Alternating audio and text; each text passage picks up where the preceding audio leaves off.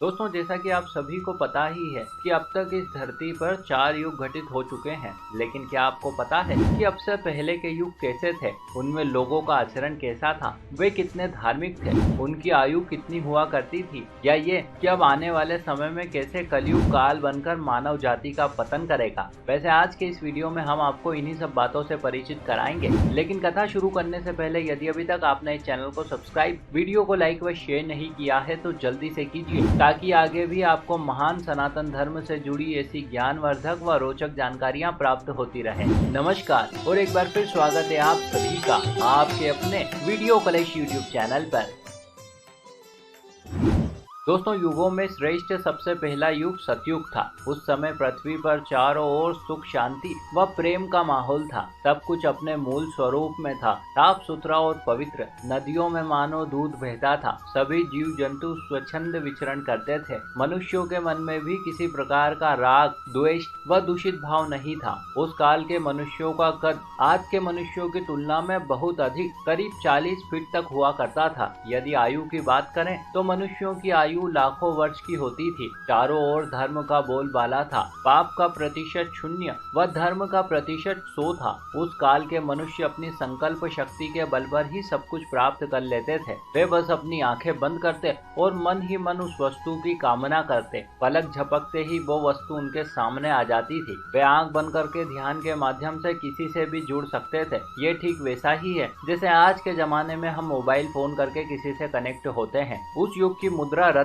जैसे हीरा, मोती, पन्ना या नीलम इत्यादि थे। साथ ही साथ लोग बहुमूल्य धातुओं से बने बर्तनों का उपयोग करते थे। हर युग की तरह इस युग में भी भगवान विष्णु ने मत्स्य, वराह, नरसिंह व कूर्म इत्यादि अवतार लिए। इसके बाद आया त्रेता युग। त्रेता युग युगों के चरण का दूसरा युग था। ये युग भले ही सतयुग जैसा एकदम श्रेष्ठ तो नहीं, किंतु फिर भी काफी हद तक उत्तम था। पृथ्वी पर चारों ओर धर्म और सत्य का प्रभाव स्पष्ट दिखाई पड़ता था। मनुष्यों का कद भी करीब 20 से 25 फीट तक का, आयु हजारों वर्षों की होती थी। प्राणियों में संतोष का भाव प्रबल था। छल कपट क्या होता है लोग जानते ही नहीं थे, किंतु फिर भी कुछ दुष्ट जनों के कारण पाप का प्रतिशत 0 से बढ़कर 25 व धर्म का प्रतिशत 100 से घटकर 75 ही रह गया था। इस युग की मुद्रा स्वर्ण व बर्तन इत्यादि चांदी के हुआ करते थे। धर्म की रक्षा हेतु श्री हरि ने परशुराम व श्री राम प्रभु जैसे महान शक्तिशाली अवतार लेकर रावण जैसे महाअत्याचारी का वध किया।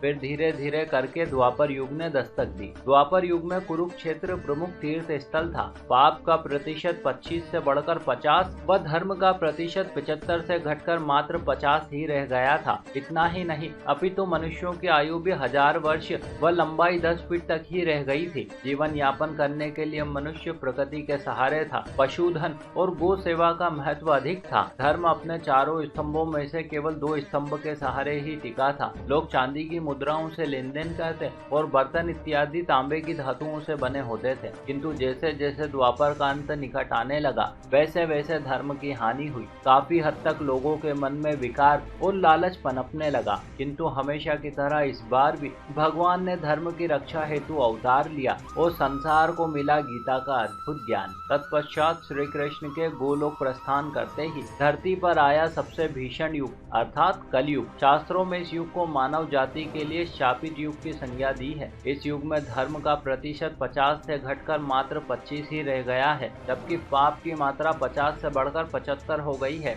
लोगों के लिए प्रमुख तीर्थ स्थल केवल गंगा ही बचा है। दोस्तों, सतयुग की तुलना में आज के मनुष्यों की संकल्प शक्ति बहुत ही कमजोर है। उसकी सोची गई कोई बात फलीभूत नहीं होती। उसके मन में लालच व काम वासना के अतिरिक्त और कुछ नहीं चलता। ना ही वो ठीक से कर्म करता है और ना ही पुरुषार्थ है। वो बस कुछ करता है तो वो है चिंता। हर पल हर समय वो चिंताओं से घिरा रहता है। धर्म भी केवल एक ही स्तंभ के सहारे टिका है। मनुष्यों की आयु 100 वर्ष तथा लंबाई 6 फीट तक की ही रह गई है। लेकिन दोस्तों, ये उस समय की बात है जब कलयुग की शुरुआत थी। अब कलयुग में काफी परिवर्तन आ गया है। शास्त्रों में बताया गया है कि जैसे जैसे कलयुग का अंत करीब आने लगेगा, वैसे वैसे मानव जाति अपने पतन की ओर बढ़ने लगेगी। लोग एक दूसरे के प्रति शत्रुता भाव रखने बढ़ने लगेंगे। कलयुग का अंत होते होते मनुष्य का कद दिन प्रतिदिन घटने लगेगा और वास्तव में ऐसा हो भी रहा है। आप स्वयं देख सकते हैं, क्योंकि हमारी दूसरी या तीसरी पीढ़ी के लोग यानी कि हमारे पूर्वज जैसे नाना दादा इत्यादि हमसे ज्यादा बलिष्ठ व दीर्घायु हुआ करते थे, किंतु आज के युवाओं की हालत आप देख सकते हैं। समय पहले ही लोग काल की भेंट चढ़ रहे हैं। ऐसे में महिलाओं का स्वभाव भी बेहद कठोर हो गया है। आने वाले समय में केवल धनवान पुरुषों के पास ही महिलाएं रहेगी।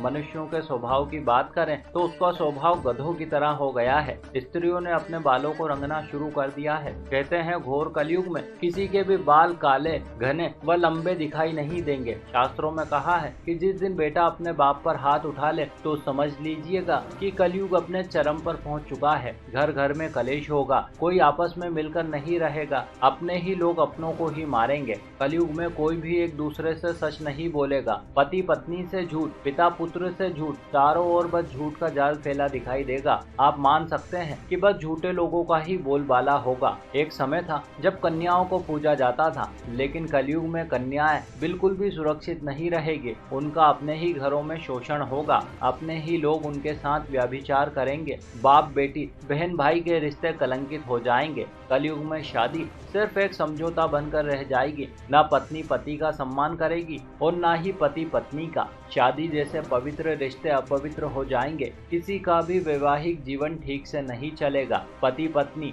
एक दूसरे से छल करेंगे। जिस तरह सतयुग में लोगों की उम्र लंबी व उनकी मृत्यु बहुत ही सुलभ और अच्छी होती थी, लेकिन कलयुग में ज्यादातर लोगों की उम्र 20-30 साल से ज्यादा नहीं होगी। कलयुग में कई लोगों को अकाल मृत्यु का सामना करना पड़ेगा। कईयों की मौत बहुत ही बुरी और पीड़ादायक होगी। इस युग में बेईमानी का राज होगा। लोग एक दूसरे को ठग कर पैसा कमाएंगे। कोई किसी को मारेगा तो कहीं कोई किसी का हक छीनेगा। कन्याएं अल्प आयु में ही बच्चे को जन्म देगी। भगवान विष्णु ने कहा था कि जब 7 वर्ष की कन्याएं मां बनने लगे तो समझ लीजिएगा कि यह घोर कलयुग है और अब कुछ समय में ही इसका अंत होने वाला है। देश में चारों ओर अकाल और भूखमरी फैलने लगेगी। लोग भूख प्यास से मरेंगे। लेकिन दोस्तों, पुराणों में धरती पर कल के अवतार का जिक्र मिलता है। हर बार की तरह इस बार भी वे अपने लोगों को बचाने अवश्य ही आएंगे। ऐसा कहा गया है कि जब धरती पाप के बोझ तले दब जाएगी तब भगवान विष्णु कल्कि का रूप लेकर धरती पर आएंगे और धरती को पापियों से मुक्त कर देंगे। इसके बाद फिर से शुरुआत होगी सतयुग की। और दोस्तों, सतयुग कैसा होगा ये बताने की आवश्यकता नहीं है। तो दोस्तों, ये थी जानकारी चारों युगों की। आशा करते हैं आपको हमारा प्रस्तुतिकरण व प्रयास जरूर अच्छा लगा होगा। आपने हमें इतने प्रेम से सुना, इस सब के लिए आपका बहुत बहुत आभार। हम जल्दी ही मिलेंगे आपसे अगले वीडियो में। तब तक के लिए नमस्कार।